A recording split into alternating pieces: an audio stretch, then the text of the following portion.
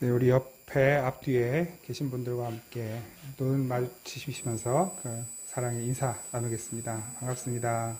복된 주일입니다. 2021년 이제 52주차 마지막 주일 되었습니다. 하나님께서 여기까지 우리 각 삶을 지켜주시고 또 교회를, 나라를 지켜주신 것을 감사하는 마음으로 이 시간 성령과 진리 안에서 우리 아버지 하나님 앞에 예배 드리겠습니다. 다 함께 묵도하시겠습니다.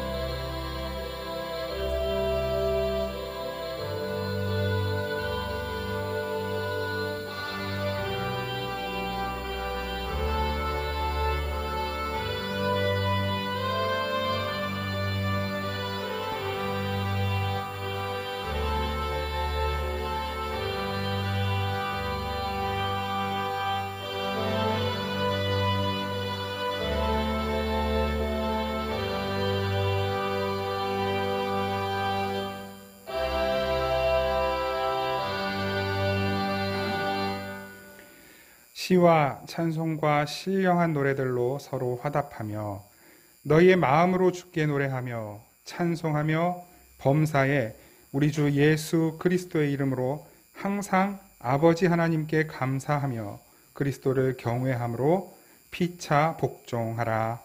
아멘. 우리를 섬겨주시려고 이 땅에 오신 예수 그리스도의 그 사랑, 그 아들을 우리에게 내어주시기까지 우리를 사랑하시는 우리 아버지 하나님의 놀라운 은혜, 항상 지금도 우리와 함께 계시며 역사하시는 성령 하나님, 아버지 하나님 앞에, 삼위일체 하나님 앞에 이 시간 우리의 몸과 마음과 정성을 다하여 예배합니다. 하나님, 비록 부족하고 연약하고 선한 것 없는 저희의 삶이지만 주님께 기꺼이 드리오니 우리를 받아주시고 주의 은혜를 부어주셔서 거룩하고 성결하게 하여 주옵소서. 주님이 흠향하실 만한 아름답고 복된 제물 되게 하여 주시옵소서. 이 예배를 통해 역사하신 하나님을 저희 모두가 경험하는 은혜의 시간 되게 하여 주옵소서. 예수님의 이름으로 기원하옵나이다. 아멘. 찬송가 138장 찬양 드리겠습니다. 찬송가 138장입니다.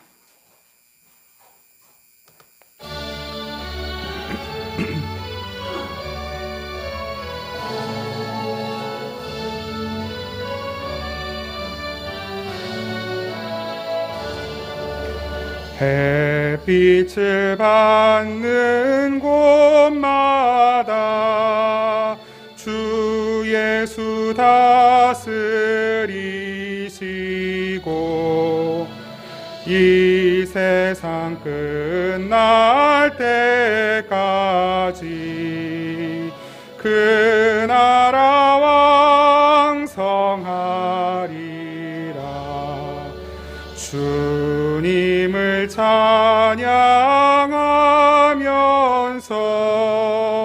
간절히 기도 드리니 그 향기 되어서 주 앞에 상달하도다. 온 세상 모든 사람들 그 사랑 찬송하도다. 어린들도 기뻐서 구주를 찬송하도다. 주 예수 계신 곳마다 그네 충만하도다. 고난하고 지친 사람들 주님의 사랑 받도다. 이 이 세상 모든 만물아 주 앞에 경배하여라. 저 천군 천사답게 주님을 찬송하여라. 아멘. 우리 지난 한 주간 동안 하나님 앞에 지었던 죄와 허물들을 이 시간 침묵으로 함께 고백하며 기도드리겠습니다.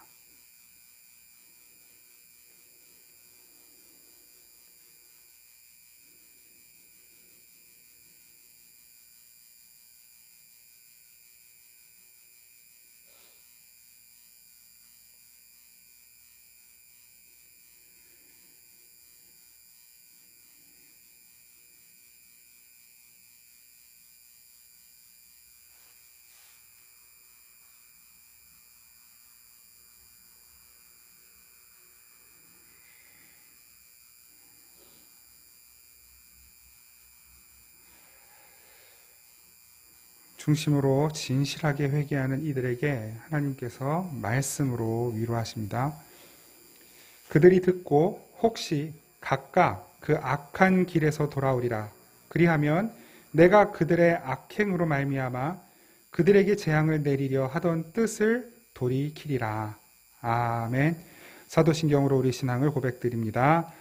나는 전능하신 아버지 하나님 천지의 창조주를 믿습니다. 나는 그의 유일하신 아들 우리 주 예수 그리스도를 믿습니다. 그는 성령으로 잉태되어 동정녀 마리아에게서 나시고 고난을 받아 십자가에 못 박혀 죽으시고 장사된 지 사흘 만에 죽은 자 가운데서 다시 살아나셨으며 하늘에 오르시어 전능하신 아버지 하나님 우편에 앉아 계시다가 거기로부터 살아있는 자와 죽은 자를 심판하러 오십니다. 나는 성령을 믿으며 거룩한 공교회와 성도의 교제와 죄를 용서받는 것과 몸의 부활과 영생을 믿습니다. 아멘. 찬송가 301장입니다. 찬송가 301장 찬양 드리겠습니다.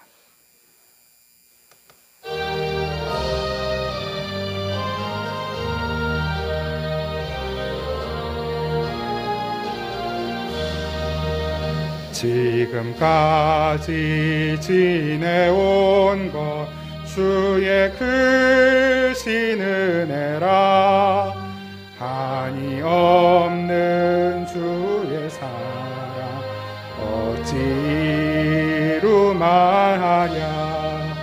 자나깨나 주의 손 항상 살펴주시고 모든 일을 주 안에서 형통하게 하시네. 몸도 맘도 연약하나 새 힘받아 살았네. 물 붓듯이 부으시는 주의 은혜 족하다. 없는 거리에나 험한 산 길에 맬 때 주의 손을 굳게 잡고 찬송하며 가리라. 주님 다시 뵈올 날이 날로 날로 다가와 무거운 짐 주께 맡겨 벗을 날도 멀잖네. 나를 위해 예비하신 고향 집에 돌아가 아버지의 품 안에서 영원토록 살리라.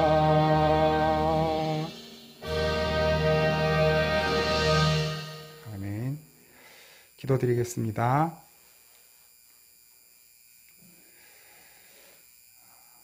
하나님, 2021년 이제 마지막 주일 그리고 며칠 남지 않은 시간들을 돌아보면서 하나님, 지난 날 동안 하나님께서 우리에게 얼마나 큰 은혜를 베풀어 주셨는지, 힘들고 어렵고 위기의 상황들 가운데 우리를 어떻게 보호하셨는지, 또 우리가 생각하지 못했고 의도하지 않았던 선하고 놀라운 은혜들을 얼마나 많이 베풀어 주셨는지 하나님 다 헤아릴 수 없어서 아버지 하나님, 이 시간 그저 저희들은 말로만, 마음으로만 주님께 감사함을 고백합니다. 하나님, 이렇게 주님께 감사드리는 우리의 중심을 살펴주시고 긍휼을 베풀어 주시며 우리가 주님께 더 크고 또 선한 마음으로 또 깊은 마음으로 주님을 사랑하고 예배할 수 있도록 저희의 믿음을, 저희 중심을 온전하고 새롭게 하여 주시옵소서. 아버지, 저희들이 늘 주님께 드릴 것 없어 우리의 삶을 드리겠노라 고백하지만 실제로 우리의 삶에서 주님을 사랑하고 섬기는 삶을 제대로 나타내지 못했고 이웃을 사랑하는 삶을 제대로 나타내지 못했습니다. 우리 가족도 제대로 사랑하지 못하는 저희들이었음을 고백합니다. 그러나 주님, 다시 한번 주님의 은혜를 구합니다. 예수님께서 우리를 자신의 전부를 내어주셔서 사랑하신 것처럼 우리도 우리의 삶의 전체를 주님께 드리며 주님을 사랑하기 원합니다. 그리고 주님께서 우리를 사랑하셨듯 우리도 우리의 가족과 이웃을 사랑하기 원합니다. 사랑의 마음을 부어주시옵소서. 이것이 율법이고 선지자라면, 주님께서 우리에게 약속하신 것이라면 하나님, 그 말씀을 따라 우리도 주님처럼 사랑하는 삶을 통해 하나님의 영광을 나타내고 복음을 나타내고 생명을 흘려보내는 복된 삶이 되게 하여 주시옵소서. 아버지, 우리 생명의 단비교회를 사랑하셔서 여기까지 인도하신 것을 감사드립니다. 생각도 못했고 또 하나님, 우리 힘으로는 결코 여기까지 올 수 없었으나 주님, 우리 교회를, 생명의 단비교회를 주님이 직접 세우셨고 주님께서 직접 목회하셨고 여기까지 이끄셨으니 감사드립니다. 언제까지 주님께서 이끄시든지 저희들 그저 순종하며 겸손히 하루하루 한 주 한 주 주님 뒤 따라가기를 원합니다. 사람의 생각과 판단과 욕심들을 계속해서 내려놓게 하시고 주님의 선하신 뜻과 계획이 아버지, 이 교회를 통해 그리고 저희들의 삶을 통해 나타나는 것을 보게 하여 주시옵소서. 아버지, 코로나 상황이 어디로 어떻게 흘러갈지 몰라서 불안하고 답답한 상황 가운데 있습니다. 많은 자영업자들 또 근로자들이 고생하고 있습니다. 또 많은 직장인들이 어려움을 겪고 있습니다. 가정에서 학생들이 공부하는데 큰 어려움을 겪고 있습니다. 아버지, 이 모든 상황들을 주님께서 다 알고 계시고 살피고 계신다면 이 일들을 통해 저희들의 믿음이 더욱 성숙하게 하시고 저희들의 지혜가 더욱 커지게 하시고 주님을 신뢰하고 의지하는 믿음도 커지게 하여 주옵소서. 하나님이 코로나가 우리의 삶을 가로막을 수 없고 우리의 삶을 망하게 할 수 없다는 것을 잘 알고 있습니다. 주님, 이 모든 두렵고 불안한 상황 가운데서도 주님을 바라보는 믿음으로 잘 이 시간들을 통과하고 넘어갈 수 있도록 도와주시고, 그래서 이 시간들이 우리를 더욱 성숙하게 하고 더 지혜롭게 만들고 더 빛나는 삶으로 만들어가는 연단의 과정들이 될 수 있도록 도와주시옵소서. 그리고 속히 코로나가 다 끝나고 모든 이들이 자유롭게 왕래하며 함께 식탁 교제를 나누고 함께 힘껏 목소리 높여 찬양하고 기도하고 또 사랑을 나눌 수 있도록 은총을 베풀어 주시옵소서. 하나님, 우리 귀한 교우들, 몸이 아프고 힘들어 고통받는 우리 귀한 성도님들 계십니다. 하나님, 그 모든 아픈 곳에 주님께서 지금도 손을 얹고 계시는 줄 믿습니다. 주의 능력으로 치료하여 주시고 하나님, 연약한 몸이 하나님의 영광을 나타내는 도구가 되게 하여 주시옵소서. 아버지 하나님, 공부하는 우리 사랑하는 자녀들에게 지혜를 주시고 또 진로를 고민하며 열심히 준비하고 있는 우리 자녀들, 하나님 그 길들을 열어 주시옵소서. 주님을 더 사랑하고 신뢰하며 주님께 그 모든 길들을 내어 맡길 때 주께서 친히 이끄시는 놀라운 경험을 할 수 있도록 도와주시옵소서. 오늘도 주님의 말씀을 구합니다. 사람의 생각, 사람의 말, 사람의 어눌한 아버지 그 말씀씨로 전하는 이야기들은 다 주님께서 걸러주시고 성령께서 우리의 심령의 중심에 하시는 주님의 음성만 들리는 이 시간이 되게 하여 주시옵소서. 주님께 귀한 예물 드리는 모든 손길도 주님께서 그 손을 꼭 붙잡아 주셔서 하나님의 그 따뜻함이 그 손을 통해 아버지 이웃에게로 흘러가는 귀하고 복된 통로로 쓰임받을 수 있도록, 그래서 하나님 그 사랑을 나누는데 어떤 것에도 궁핍함이 없도록 주님께서 넉넉한 물질과 마음과 형편과 사정과 상황들을 채우시고 만들어 주시기를 간절히 소원합니다. 하나님, 우리의 삶이 주님 손에 있사오니 주님이 이끄시는 대로 아버지 순종하며 따라가는 저희들 되기를 다시 한번 간절히 원하고, 여기까지 인도하신 주님께 감사드리며 예수님의 이름으로 기도드립니다. 아멘. 우리 하나님 말씀 함께 보겠습니다. 마태복음 7장 1절부터 12절까지 말씀입니다. 마태복음 7장 1절부터 12절까지 말씀입니다. 우리 한 목소리로 함께 받들어 읽겠습니다. 시작. 비판을 받지 아니하려거든 비판하지 말라. 너희가 비판하는 그 비판으로 너희가 비판을 받을 것이요 너희가 헤아리는 그 헤아림으로 너희가 헤아림을 받을 것이니라. 어찌하여 형제의 눈 속에 있는 티는 보고 내 눈 속에 있는 들보는 깨닫지 못하느냐. 보라, 내 눈 속에 들보가 있는데 어찌하여 형제에게 말하기를 나로 내 눈 속에 있는 티를 빼게 하라 하겠느냐. 외식하는 자여, 먼저 내 눈 속에서 들보를 빼어라. 그 후에야 밝히 보고 형제의 눈 속에서 티를 빼리라. 거룩한 것을 개에게 주지 말며 너희 진주를 돼지 앞에 던지지 말라.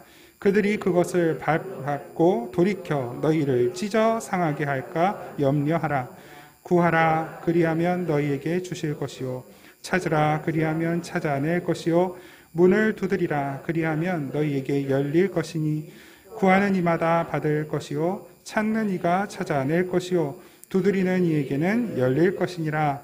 너희 중에 누가 아들이 떡을 달라 하는데 돌을 주며 생선을 달라 하는데 뱀을 줄 사람이 있겠느냐. 너희가 악한 자라도 좋은 것으로 자식에게 줄 알거든 하물며 하늘에 계신 너희 아버지께서 구하는 자에게 좋은 것으로 주시지 않겠느냐. 그러므로 무엇이든지 남에게 대접하고자 하는 대로 너희도 남을 대접하라. 이것이 율법이요 선지자니라. 아멘. 이 오늘 본문 말씀 가운데 참 다양한 이제 말씀들이 들어있죠. 그 다양한 말씀들 한 절 한 절을 다 따로 떼어서 설교로 만들어서 전해드려도 좀 부족하겠다 싶은 마음이 있지만, 이제 우리가 앞으로 차근차근 계속해서 살펴볼 말씀들이기 때문에 오늘 이 1절부터 11절까지의 말씀 전체를 좀 가급적 대략적으로 살펴보고 조금 이제 구분해서 또 기회가 닿는 대로 말씀을 나누도록 하겠습니다. 그래서 하늘에 계신 내 아버지께서라는 제목으로 말씀을 나누게 되는데요. 하늘에 계신 내 아버지께서라고 하는 이 말씀 안에, 이 이야기 속에, 이 표현 속에 오늘 1절부터 12절까지의 모든 그 하나님의 의도가 저는 다 들어있다고 믿습니다. 하늘에 계신 내 아버지께서 우리에게 무엇을 하실 것인가? 하늘에 계신 내 아버지께서 나에게 무엇을 원하고 계시는가? 하늘에 계신 내 아버지께서 나를 어떻게 만들어 가시는가? 하늘에 계신 내 아버지께서 나를 통해 어떻게 영광받기를 원하시는가? 닮아야 놀자라고 하는 영화를 혹시 보신 적이 있을지 모르겠습니다. 좀 오래된 영화인데요. 박신양 씨가 나온 영화죠. 그 닮아야 놀자라는 영화를 보면 이제 사실 불교 색채가 굉장히 강한 영화예요. 뭐 그 얘기 전체를 다 말씀드리려는 것은 아니고 그 안에 있는 하나의 에피소드를 가지고 좀 이야기를 시작하려고 합니다. 사실은 그 이야기도 불교적 가르침이 아니라 저는 그 안에서 기독교적 가르침을 받기 때문에 말씀을 드리는 거예요. 뭐냐면 이제 그 조폭들이 뭐 하여튼 그 경찰의 이런 추적을 피해서인가요? 그 조폭 한 무리가 절에 들어가죠. 숨는 거예요. 그래서 그 조폭 두목하고 이제 부하들 몇 명이 절에 들어가 숨었는데 여기서 우리 계속 있겠습니다. 그 절에 노승이 있는데 허락을 받고 싶은 거예요. 근데 그 노승의 제자들이 있잖아요. 안 됩니다. 어떻게 저런 사람들을 절에서 저런 사람들과 우리가 같이 지낼 수 있겠습니까? 막 이렇게 또 그 노승에게 항의하고. 그 노승은 허락을 한 거예요. 조폭들이 있게 하도록. 그런데 너무 제자들이 반대를 하니까 그 노승이 문제를 하나 던지죠. 질문을 하나 던져. 그래서 이 질문에 옳게 대답하는 자의 편을 들어주겠다. 얘기를 하는 그 질문이 뭐냐면 깨진 항아리를 주는 거예요. 깨진 항아리를 주고 이 깨진 항아리에 물을 가득 채워라. 그랬더니 조폭들은 진짜 단순하게 물을 채우기 시작해요. 거기서 가장 그 배가 많이 나온 그 박상면 배우가 역할을 맡은 건데요. 배가 많이 나온 배우 그 위에 항아리, 깨진 항아리를 올려놓고 항아리 그 막 깨진 곳을 그 뱃살로 막는 거죠. 그래서 그 위에 물을 막 부어요. 근데 그게 되나요? 다 계속 새요. 그러다가 이제 제자들은 이 불교의 깨우침, 가르침을 우리 스승님 물어보시는구나 해가지고 사람이 곧 물이고 물이 마음이거늘 그러면서 그 깨진 항아리 속에 사람이 그 승려가 하나 쏙 들어가면서 스님 이 항아리를 채웠습니다. 물로 가득 채웠습니다. 그래요. 그랬더니 야 내가 언제 물을 채우라 그랬지 사람 너 보고 들어가라 그랬냐? 그러면서 그 틀렸다 그래요. 이 조폭들이 막 이런저런 생각을 하고 뭐 여러 가지를 해보다가 그거다 하면서 뭘 하냐면 그 깨진 항아리를 들고 연못으로 달려가요. 그리고 연못에다가 깨진 항아리를 던져버려요. 그러니까 이제 그 깨진 항아리가 깨졌기 때문에 물속으로 쑥 잠기겠죠. 그때 이제 그 승려가 그 노승이 그걸 보면서 활짝 웃는 거예요. 저거 봐라. 저 깨진 항아리에 물이 차고도 넘친다. 이렇게 얘기를 하는 거죠. 저는 그게 불교의 진리가 아닙니다. 불교적 깨달음을 아름답게 표현한 것일 수 있지만 그러나 그것은 예수님이 말하시는 진리예요. 예수님이 가르쳐 주신 진리예요. 우리 인생이 깨진 항아리인 거예요. 불교에서 말하는 것은 깨진 항아리를 어떻게 채울 것인가에 초점이 맞춰져 있다면 기독교의 진리는 우리가 깨진 항아리라는 걸 말하는 거예요. 깨진 항아리는 조금 깨졌든 크게 깨졌든 사용할 수가 없는 항아리예요. 질그릇. 그거 질그릇이잖아요. 조금 깨졌어도 거기에 물을 가득 채울 수 없어요. 가득 채워진 것 같아도 결국에는 다 새 나가거든요. 그냥 새는 속도가 다를 뿐이지. 그 깨진 항아리에 물을 채우는 방법은 물이 가득한 곳에 들어가는 방법밖에 없단 말입니다. 우리 깨진 항아리 같은 우리 인생들이 진리로 어떻게 가득 채웁니까? 근데 율법과 선지자는 뭡니까? 그 구약의 율법이잖아요. 구약의 율법과 선지자를 통해 주신 그 말씀이 유대인들은, 바리새인들은 내가 그것을 나의 안에 채울 수 있다고 믿는 거예요. 선한 열심, 노력, 연습, 훈련을 통해 그 율법을 내가 철저하게 다 지켜내서 내가 온전한 깨어지지 않은 항아리로 설 수 있다. 구원을 그것을 통해서 받을 수 있다라고 말하는 것이 사실은 유대주의이고 율법주의거든요. 근데 예수님은 안 된다는 거예요. 깨진 항아리는 끝까지 깨진 항아리라는 거예요. 오늘 이 말씀이 바로 그 이야기인 것입니다. 우리가 깨진 항아리인 우리가 그 진리 안으로 던져지지 않으면 절대로 우리는 변화될 수 없고 구원받을 수 없고 온전해질 수 없어요. 그런데 누가 누구를 비판하느냐는 것이죠. 조금 깨졌다고 더 많이 깨진 항아리를 비판할 자격이 있는가? 없다라는 말씀을 하시는 거예요. 오늘 본문을 다시 보겠습니다. 마태복음 7장 1절 5절까지 한번 보겠습니다. 비판을 받지 아니하려거든 비판하지 말라. 너희가 비판하는 그 비판으로 너희가 비판을 받을 것이요 너희가 헤아리는 그 헤아림으로 너희가 헤아림을 받을 것이니라. 어찌하여 형제의 눈 속에 있는 티는 보고 내 눈 속에 있는 들보는 깨닫지 못하느냐. 보라 내 눈 속에 들보가 있는데 어찌하여 형제에게 말하기를 나로 내 눈 속에 있는 티를 빼게 하라 하겠느냐. 외식하는 자여 먼저 내 눈 속에 있는 들보를 빼어라. 그 후에야 밝히 보고 형제의 눈 속에서 티를 빼리라. 티끌과 들보. 들보는 기둥이잖아요. 이렇게 말뚝. 그런데 눈에 말뚝이 박혀 있는 사람이 남의 눈에 있는 먼지 하나를 보고 야, 너 그 먼지 좀 빼라. 내가 뭐 빼줄까? 이렇게 말을 한다는 것이죠. 근데 예수님 말씀은 네 눈에 말뚝이 박혀 있는데 남의 눈에 있는 먼지를 어떻게 보고 뺀다는 거냐라고 말씀을 하시는 거예요. 사실 남의 눈에 있는 먼지를 빼주는 건 사실 이거는 비판하고 야, 네 눈 속에 왜 먼지 있어? 너는 왜 눈 속에 먼지를 그대로 가지고 다녀라고 하는 비판이 아니라 눈에 먼지 있는 사람이 불편할 거 아닙니까? 여러분 우리 눈에 티끌 들어가면 불편하잖아요. 그래서 그런 경험 있잖아요. 어렸을 때 특히 눈에 뭐가 들어갔어요. 그래서 너무 불편해. 울면서 엄마 눈에 뭐 들어갔어. 눈이 안 떠져. 막 이러면서 울면 엄마가 보고 훅 풀어서 뭐 이게 뭐 눈썹이든 먼지든 거 빼준단 말이야. 그럼 눈물을 쭉 흘리면서 먼지가 나가고 눈썹이 나가서 시원해지죠. 남의 눈에 있는 티끌을 빼주는 건 섬김입니다. 어떻게 보면 그렇죠? 남의 눈에 있는 티끌을 빼서 시원하게 해주는 건 섬겨주는 거예요. 네, 비판이라는 주제가 들어가긴 했지만 남을 섬기기 위해서 다른 사람을 정말 온전하게 섬기는 그 섬김을 내놓으려면 내 눈에 있는 들보를 빼야 한다는 것이죠. 이것은 단순하게 생각하면 남을 비판하기 전에 너 자신을 돌아봐라 라고 하는 말도 되지만 우리는 남을 섬겨놓고 그걸 가지고 뭘 합니까? 생색을 내요. 남을 섬겨놓고 그 섬김을 내가 되돌려 받고 싶어 해요. 조금 섬겨놓고 많이 되돌려 받고 싶어 하죠. 남에게 조금 잘해주고 나는 많이 잘해줌을 받고 싶어 해요. 그게 우리 마음이라는 걸 보여주고 계시는 거예요.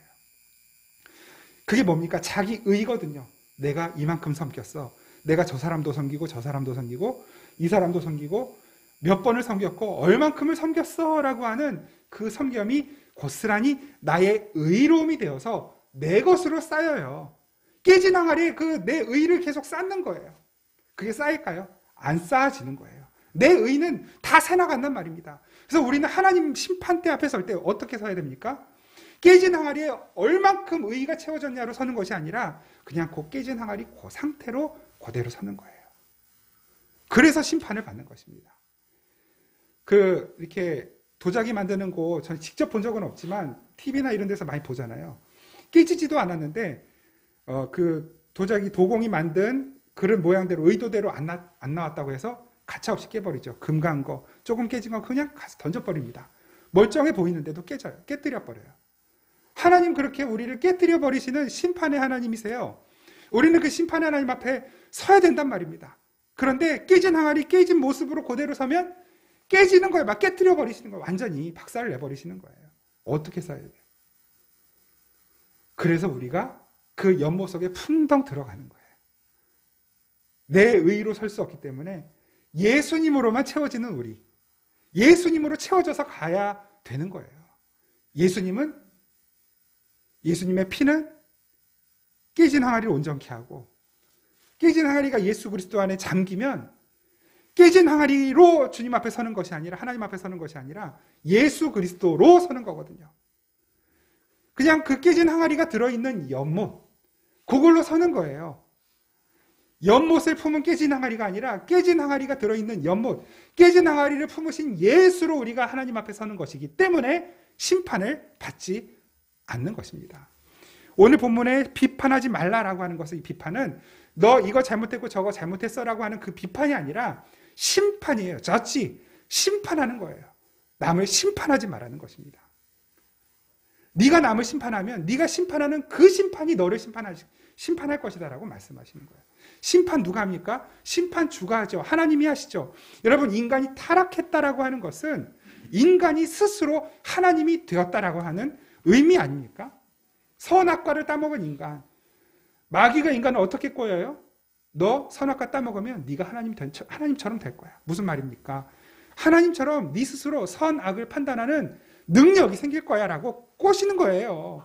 근데 그 선악을 판단하는 능력이 생기는 것이 아니라 하나님만이 선악을 판단하시는 주체이시고 기준이시고 심판주이셔야 하는데 네가 능력도 없는데 그 심판주처럼 살게 될 것이라고 하는 거였거든요. 속임이었어요. 그 속임이 넘어가는 거예요. 그게 타락인 것입니다. 인간의 타락이라고 하는 것은 결국 하나님의 의로움, 하나님의 모든 선택과 하나님의 선악 판단의 주체이신 하나님의 의로움을 따라 살아가야 하는 우리들이 내 스스로 하나님이 되어서 내 스스로 선악을 판단하고 심지어 그것으로 누구까지 판단해요? 예수님까지 판단해 버렸잖아요. 예수님은 인간의 선악 판단의 기준에서 악함으로 판단이 되어버리는 거예요. 그것이 선악과를 따먹은 인간들의 판단인 것입니다. 하나님을 섬겨야 하는 자가 이제는 하나님의 섬김을 받아야 되는 자로 바뀌어져 버린 거예요. 선악 판단을 자신이 하나님 되어서 살아가게 되는 그것이 타락한 인간의 모습인 것입니다. 그래서 그 타락한 인간은 말을 듣지 않는 거예요. 누구의 말? 진리의 말, 하나님의 말, 예수님의 말씀을 안 들어요. 왜요? 내가 하나님이 되어 있기 때문에. 내가 나를 하나님으로 섬기며 살게 되었기 때문에. 내 의로움, 하나님의 의로움이 아닌 내 의로움으로 내 눈이 탁 덮어 씌워진 거예요. 말뚝이 박힌 거예요. 들보가 내 눈에 박힌 것입니다. 남을 섬겨주는 것, 그래서 그것이 내 의로 쌓이지 않는 것은 그 내 의로움이 벗겨졌을 때만 가능하다라고 하는 것을 예수님이 말씀하시는 거예요. 다시 한번 보십시오. 오늘 본문 다시 보십시오. 너희가 심판하는 그 심판으로 너희가 심판을 받게 될 것이다. 너희들이 가진 선악 판단의 기준, 너희들이 남을 선하다 악하다라고 판단하는 그 기준을 가지고 하나님이 우리를 판단해 버리시겠다라고 말씀하시는 거예요. 그 기준으로는 우리도 악함으로 판단이 되는 것이기 때문에. 그래서 5절 말씀 보시면 외식하는 자라고 말씀해요. 외식한다라는 것은 그래서 겉과 속이 다른 것이 외식. 그 외식이 뭡니까? 겉, 바깥, 식. 장식할 때 식이거든요. 그래서 바깥이 장식된, 껍데기가 장식된 것, 속과 밖이 다른 것이 외식이 아니라 자기 의로 자기를 포장하고 자기 의로움으로 단단히 무장한 그 사람을 가리켜 외식하는 자라고 말하는 것입니다. 그래서 예수님께서 바리새인들, 유대인들을 가리켜서 외식하는 자라고 말씀하시는 거예요. 속에 안착한 게 아닙니다. 선한 것이 없는 것이 아니라 그것을 나의 의로움으로 포장하여 그것으로 무장하여 사람들 앞에 내가 선한 자로, 남들보다 더 착한 자로, 남들보다 더 의로운 자로, 남들보다 더 영광스러운 자로 서려고 하는 것, 그 삶을 살아가는 사람, 바로 그 사람이 외식하는 자인 것입니다. 하나님도 열심히 섬겨요. 그런데 하나님을 아는 지식, 하나님의 뜻과 의도와 진리를 알고 섬기는 것이 아니라 목적 없이 섬기는 거예요. 나를 위해 섬기는 거예요. 내 의로움을 위해서. 로마서 말씀 보겠습니다. 로마서 10장 2절. 로마서 10장 2절.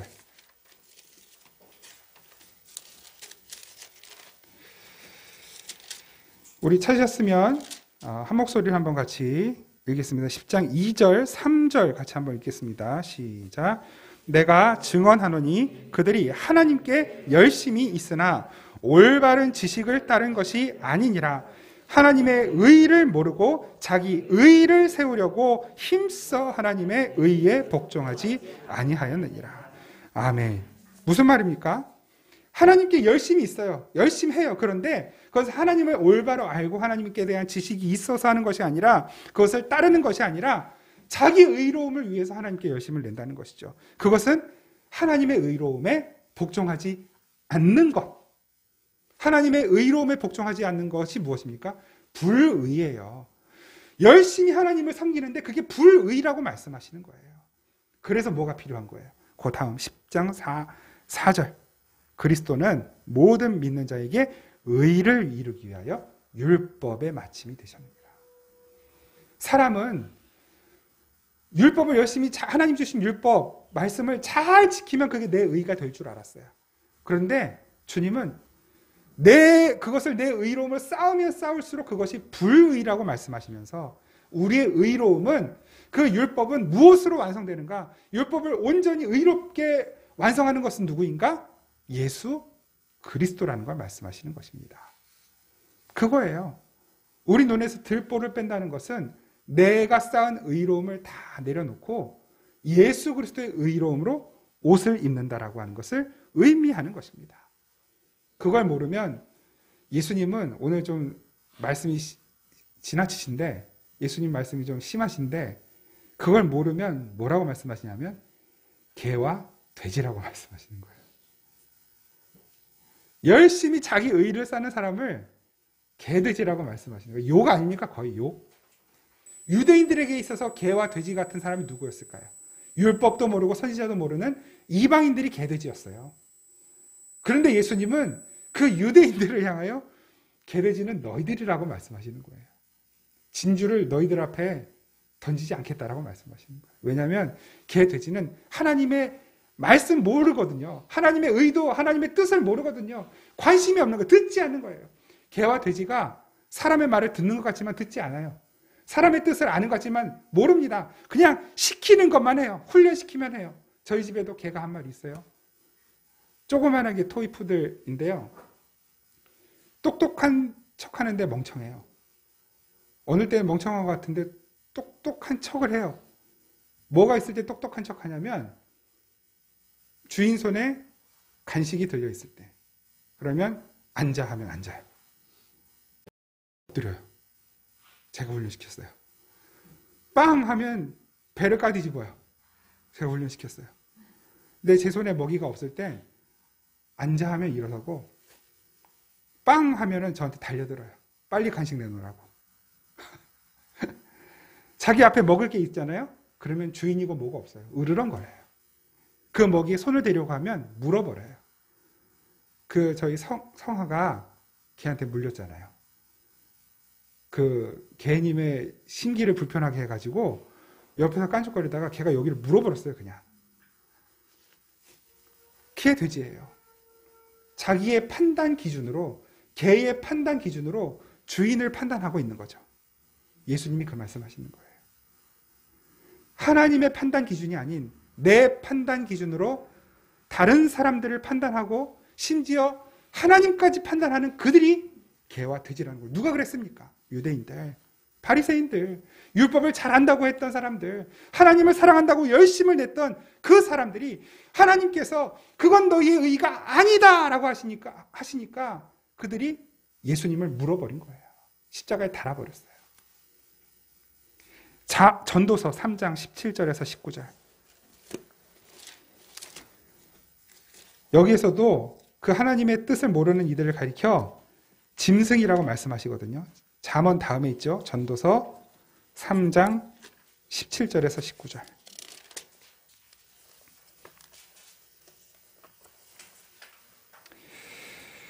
같이 한번 읽겠습니다. 전도 3장 17절에서 19절 시작. 내가 내 마음속으로 이르기를 의인과 악인을 하나님이 심판하시리니 이는 모든 소망하는 일과 모든 행사에 때가 있음이라 하였으며 내가 내 마음속으로 이르기를 인생들의 일에 대하여 하나님이 그들을 시험하시리니 그들이 자기가 짐승과 다름이 없는 줄을 깨닫게 하려 하심이라 하였노라. 인생이 당하는 일을 짐승도 당하나니 그들이 당하는 일이 일반이라 다 동일한 호흡이 있어서 짐승이 죽음같이 사람도 죽으니 사람이 짐승보다 뛰어남이 없음은 모든 것이 헛됨이로다. 아멘. 우리가 다 개 돼지라는 거예요. 다 짐승이라는 거예요. 하나님의 진리 안에 우리가 잠기지 않으면, 예수 그리스도는 은혜의 연못, 그 보혈의 연못에 우리가 잠기지 않으면 짐승 죽고 사는 것과 똑같이 사람도 짐승과 다를 바 없다라는 말씀을 하시는 것입니다. 다 헛되다라고 말하죠. 무엇이 헛된 것입니까? 전도서 기자인 솔로몬에게 해 아래 있는 것, 하나님 아래 있는 것, 그 진리 아래 있는 것, 하늘 아래 있는 모든 것이 다 헛되고 헛되며 헛되고 헛되니 다 헛되다. 사람이 열심히 하는 모든 수고, 그게 하나님께 대한 열심이든 세상에 대한 열심이든 올바른 온전한 진리가 없이 내놓는 모든 열심은 다 그냥 개돼지가 먹고 살려고 하는 열심과 다를 바 없다라는 걸 말씀하시는 것입니다. 너무 어떻게 보면 잔인한 거죠. 열심히 살려고 하는데, 노력하는데 이게 다 불필요하다라고 말씀하시는 거, 지금까지 살아온 우리의 모든 인생을 하나님이 부정하시는 것일까요? 아닙니다. 아니에요. 오늘 본문으로 한번 같이 돌아가겠습니다. 마태복음 7장 6절 먼저 같이 한번 읽을게요. 6절 마태복음 7장 6절 시작. 거룩한 것을 개에게 주지 말며 너희 진주를 돼지 앞에 던지지 말라.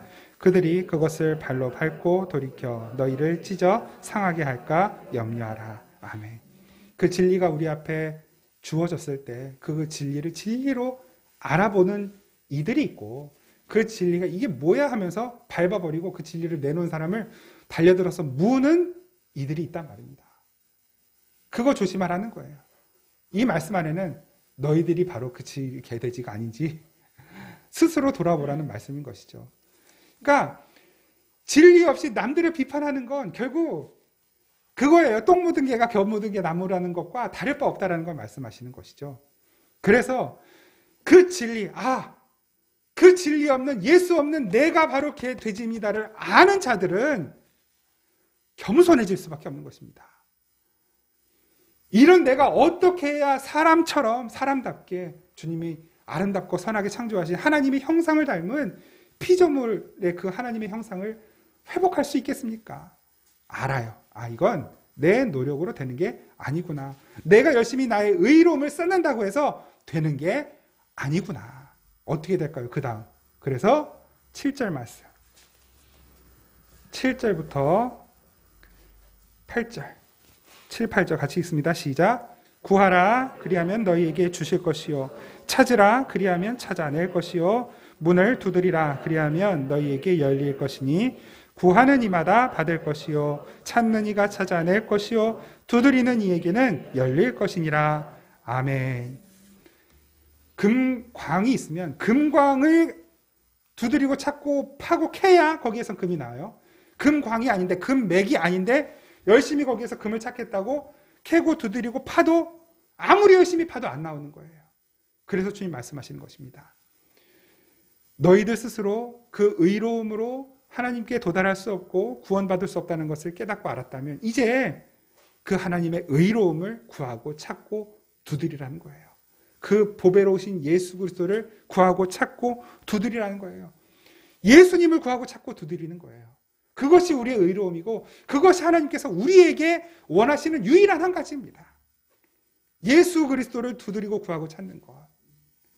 그 예수 그리스도가 아니면 나는 진짜 개나 돼지나 다름없는 짐승과 다름없는 존재라는 거 그거 알고 그 예수님께 나와 구하고 찾고 두드리면 뭘 주시겠다는 것입니까? 누가복음에는 성령을 주시겠다 말씀하시고 여기에서는 오늘 그 마태복음에서는 좋은 것을 주신다고 말씀하셔요. 하나님의 좋은 것. 하나님의 좋은 것이 어떤 것일까요? 우리에게 좋은 것이 하나님께 좋은 것이 아니라 하나님께 좋은 것이 우리에게 좋은 것이에요. 하늘에 있는 것. 그 참된 진리를 우리에게 주신다는 거예요. 그건 이미 약속하신 거거든요. 약속하신 하나님이 여기가 금광이다라고 가르쳐 주셨단 말이에요. 이거 파라고 말씀하셨단 말이에요. 그걸 파면 되는 거예요. 그런데 하나님이 가르쳐 주신 금광이 아니라 내가 보이는 반짝거리고 좋고 아름다운 것들을 그것을 내가 가치 있다고 여기고 거기를 열심히 두드리고 찾아요. 그것이 나의 구원이고 그것이 나의 행복이라고 믿고 그걸 열심히 파고 두드리고 찾는데 거기서 내가 그 반짝거리는 것을 얻었다 하더라도 그것은 나의 구원이 되지 않고 그것은 나의 행복이 되어주지 않는 것이에요. 사람들 눈에 보이지 않지만 사람들이 가치 없게 여기지만 하나님께서 이것이 진리야. 이것이 너를 빛나게 해주는 너의 삶을 가장 가치 있고 아름답고 행복하게 해주는 나의 선물이야. 파봐. 라고 하셨을 때 거기 가서 파는 거예요. 예수 그리스도 파는 거예요. 하나님의 말씀을 파는 것입니다. 그 말씀을 사랑하고 붙잡고 의지하고 묵상하고 암송하고 그랬을 때 나는 이미 너에게 좋은 것을 주기를 약속했는데 세상의 다른 모든 아버지 된 자들 아무리 악한 아버지라도 아들이 먹을 걸 달라 할 때 돌멩이 주는 아버지가 어디 있겠냐. 하물며 너희가 엉뚱한 것을 구해도 하나님은 그것을 좋은 것으로 바꾸어 주시는 분이다 라고 말씀하시는 것입니다. 7장 9절부터 11절까지 같이 한번 읽겠습니다. 7장 9절에서 11절 시작. 너희 중에 누가 아들이 먹을 돌을 주며 생선을 달라 하는데 뱀을 줄 사람이 있겠느냐. 너희가 악한 자라도 좋은 것으로 자식에게 줄 줄 알거든. 하물며 하늘에 계신 너희 아버지께서 구하는 자에게 좋은 것으로 주시지 않겠느냐. 아멘. 이미 하나님은 작정하셨어요. 좋은 것을 주시기로 작정하셨고 선물을 포장지 안에 감춰 두셨단 말입니다. 포장지만 뜯으면 돼요. 그런데 포장지가 우리 눈에 영 탐탁치 않으면 팽개쳐 두는 것이죠. 하나님이 말씀하시는 거야. 구하고 찾고 두드려라. 그 포장지만 뜯어라. 그것만 팔아. 그 안에 내가 너에게 줄 선물이 있다.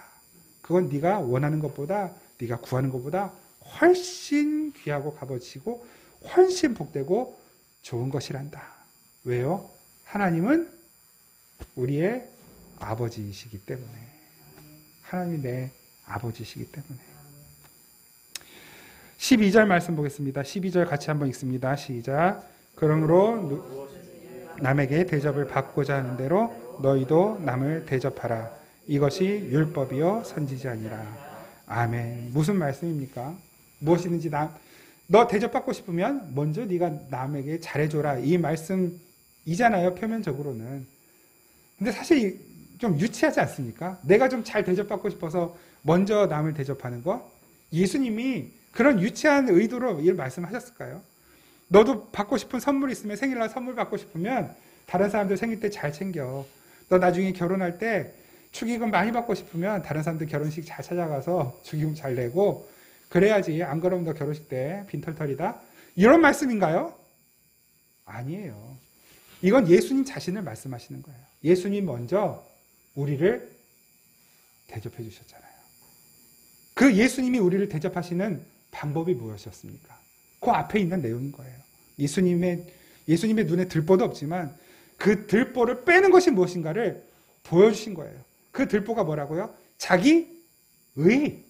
내가 하나님 되어서 선악을 판단하는 것.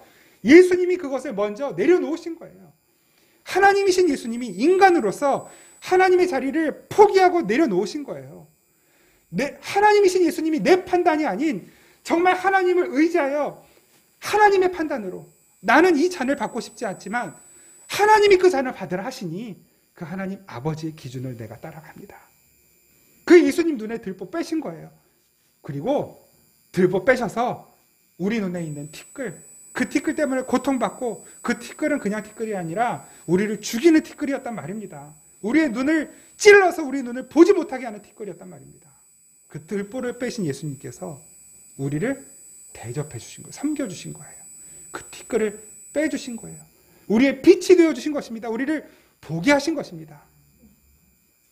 그 보게 된 눈으로 나를 봤더니 내가 개돼지였어요. 내가 높은 줄 알았더니 나는 너무 낮은 사람이었어요. 겸손해질 수밖에 없어요.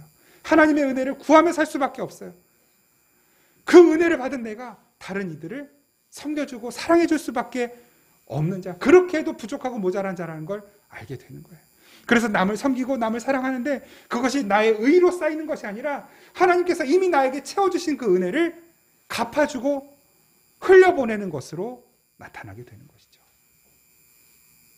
그것이 예수님이 우리를 대접하신 것이고 그 대접받은 우리들이 그 사랑으로 감사함으로 다른 이들을 조금이지만 대접해주는 그것이 바로 예수님을 다시 대접해 드리는 것이 되는 바로 그것이 신앙생활이고 바로 그것이 그리스도인의 삶인 것입니다. 그래서 무엇이든지 남에게 대접을 받고자 하는 대로 너희도 남을 대접하라 하신 것은 예수님이 하시려는 것이 무엇인지를 보여주신 거예요. 내가 너희들을 대접받고 싶다. 예수님을 대접하는 게 뭐라고요? 예수님 받은 그 사랑을, 그 은혜를 흘려보내는 것. 그래서 예수님이 우리를 먼저 대접해 주셔서 우리가 그 사랑을 흘려보내 주었더니 그것이 예수님을 대접해 드린 것으로 인정이 되는 것이죠. 사랑의 빚을 받고 그 빚을 다른 이웃들에게 흘려보내고 갚아주는 것. 그것이 우리의 삶이라고 우리가 그 말씀을 통해 나누지 않았습니까? 계속 산상수훈의 말씀을 살펴보면서 우리는 빚진 자로서 빚을 갚아주는 삶을 사는 것이고 또한 내가 빚을 받을 것이다면 그 빚을 탕감해주는 삶을 살게 되는 것. 그것이 남을 대접하는 것이고 남을 사랑하는 것이고 예수 그리스도를 대접해주는 삶이 되는 것입니다. 마태복음 22장 36절에 40절 결론 말씀입니다.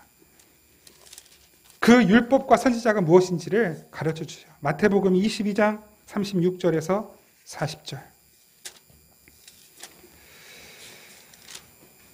마태복음 22장 36절에서 40절 같이 한번 읽겠습니다. 시작. 예수께서 이르시되 내 마음을 다하고 목숨을 다하고 뜻을 다하여 주 너의 하나님을 사랑하라 하셨으니 이것이 크고 첫째 되는 계명이요 둘째도 그와 같으니 내 이웃을 내 자신같이 사랑하라 하셨으니 이 두 계명이 온 율법과 선지자의 강령이니라. 아멘. 남을 대접받기 원하거나 남을 대접하라. 이 말씀이 뭐라고요? 그것이 율법이요 선지자라고 하셨는데 그게 뭐라고요? 하나님을 사랑하고 이웃을 사랑하는 말이라는 의미인 것입니다. 그거예요.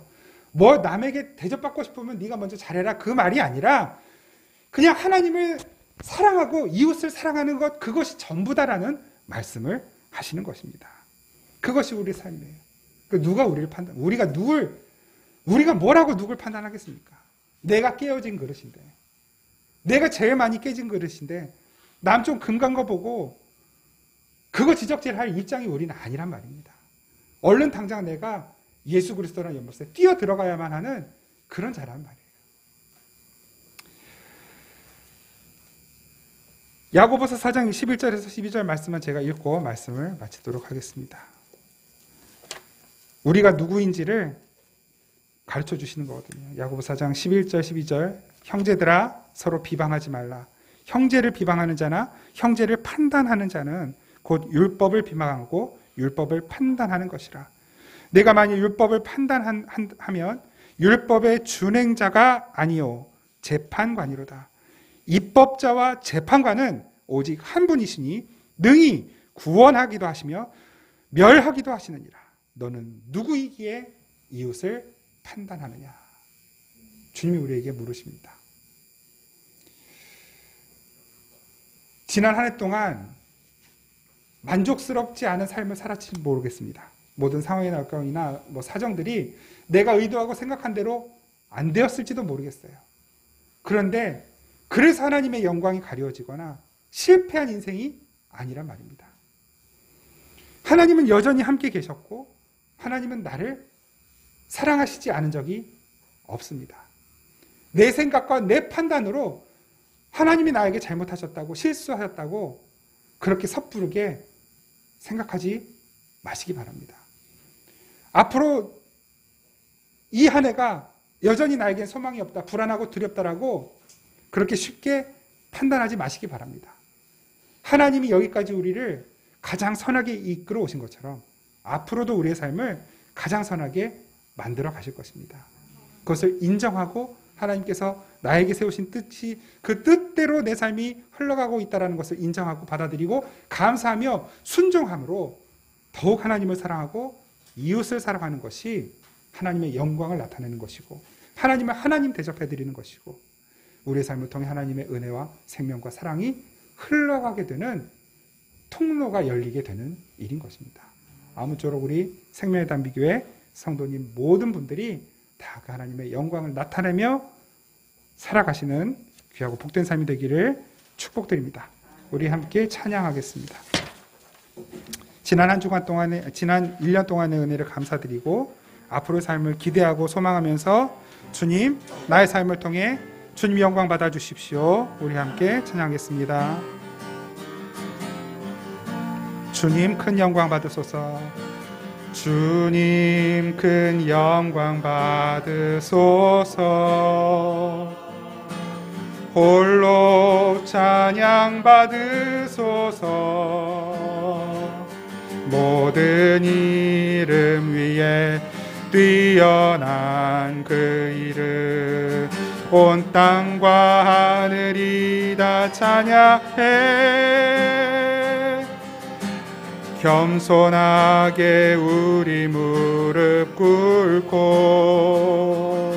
주 이름 앞에 영광 돌리세. 모두 절하세.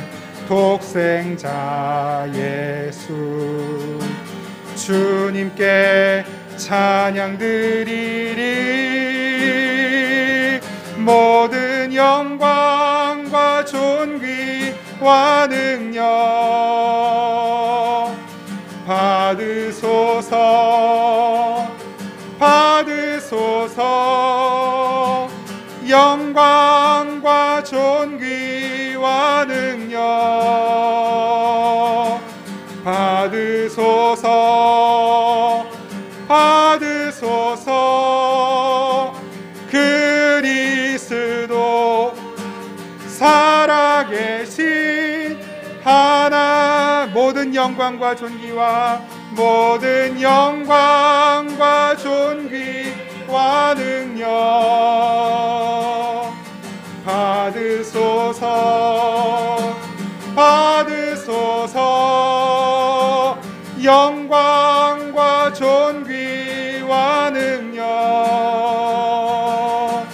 받으소서. 받으소서. 그리스도 살아계신 하나님 그리스도 살아계신 그리스도 살아계신 하나님 그리스도 살아계신 하나님.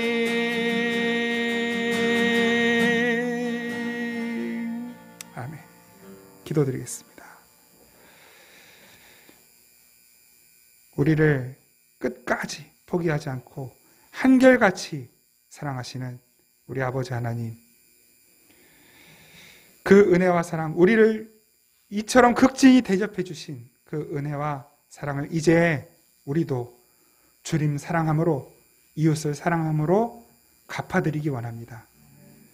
하나님, 내가 자랑할, 내가 하나님 앞에 내세울 의로움이 턱끝만큼도, 티끌만큼도 없는 것을 고백하오니 주님의 의로움으로 충만하게 채워져서 그 의로움으로 구원받았음을 깨닫고 감사드리며 우리를 구원하신 주님께 감사하는 마음으로 우리 이웃을 또 하나님을 그리고 우리의 가족을 사랑하는 저희들이 되기 원하오니 주님의 그 진리로 예수 그리스도의 그 십자가 보혈로 더욱 우리를 충만하게 채워주시옵소서.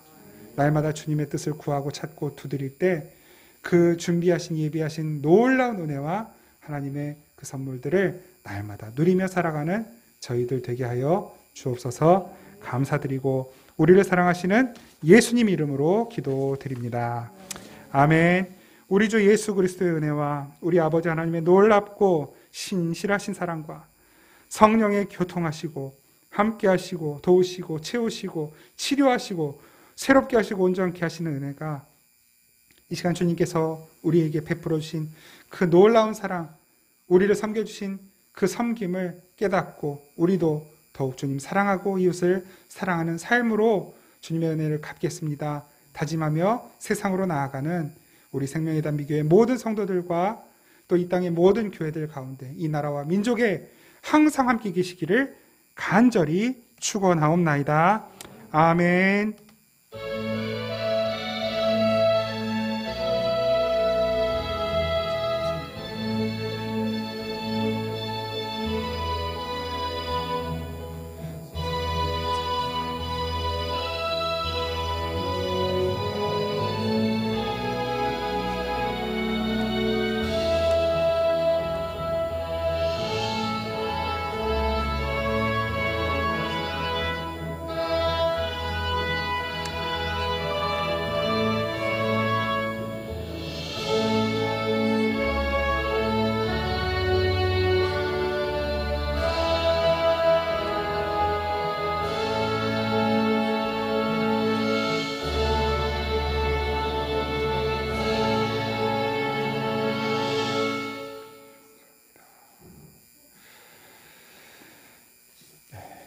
너무너무 감사드립니다.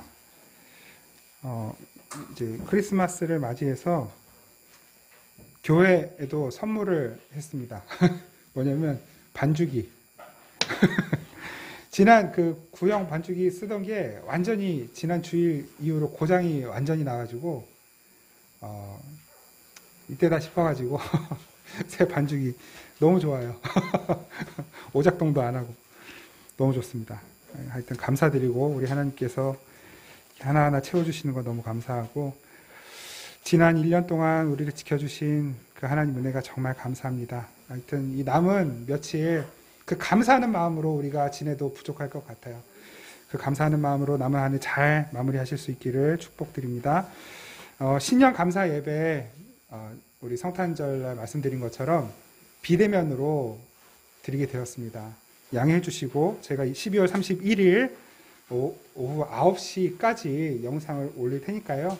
그리고 이제 뭐 링크도 다 보내드리긴 할 텐데 그 예배 영상을 잘 활용하셔서 신년 예배 가정별로 드리셔도 좋겠고 아니면 뭐 또 아름답게 잘 예배를 또 이렇게 진행하는 곳들이 있을 테니까 또 아시는 대로 찾아가셔서 예배를 드리셔도 좋겠습니다. 이번 주간 한 주간 동안 그 묵상글과 수요 기도회를 쉬려고 합니다. 1월 3일부터 묵상글 보내드리고 1월 5일부터 수요 기도회 다시 모이도록 하겠습니다. 예, 뭐 특별한 광고는 없고요. 이제 새해 이제 우리가 앞으로 어떻게 진행될지 이런 것들은 다음 주 새해 첫 예배, 주일 첫 예배를 이 자리에서 함께 드리면서 그때 좀 구체적인 것들을 제가 쪽지에 적어서 나눠드리도록 하겠습니다. 그러니까 온라인 예배는 신년 예배면 온라인 예배고 주일은 동일하게 여기에서 계속 예배를 드리는 것입니다. 감사합니다. 한 주간 동안 하여튼 행복하시기를 또 복된 삶 되시기를 기도하겠습니다. 고맙습니다.